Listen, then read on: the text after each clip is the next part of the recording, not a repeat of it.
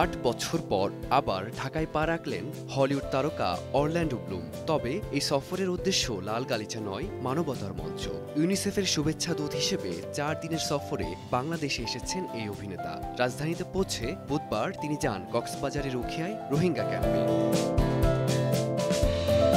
সেখানে ক্যাম্পে শিশুদের চোখে স্বপ্ন দেখেছেন তিনি, কিন্তু সেই স্বপ্নের আলো নিভে যাওয়ার আশঙ্কাও করেছেন। ব্লুমকে উদ্ধৃত করে ইউনিসেফ লিখেছে, রোহিঙ্গা শিশুরা নিজেদের ভবিষ্যৎ গড়তে পড়াশোনা করতে চায়, কিন্তু তহবিল কমে যাওয়ায় তাদের শিক্ষা হুমকির মুখে পড়েছে। 2009 সাল থেকে ইউনিসেফের সঙ্গে যুক্ত অরল্যান্ডো ব্লুম বিশ্বের নানা প্রান্তে সুবিধাবঞ্চিত শিশুদের পাশে দাঁড়িয়েছেন। যুদ্ধ, বাস্তুচ্যুতি আর দারিদ্র্যের মাঝে শিশুদের হাসি ফিরিয়ে আনাই তার কাজের মূল লক্ষ্য। বাংলাদেশ সফরেও সেই একই প্রতিশ্রুতি পুনর্ব্যক্ত করলেন তিনি।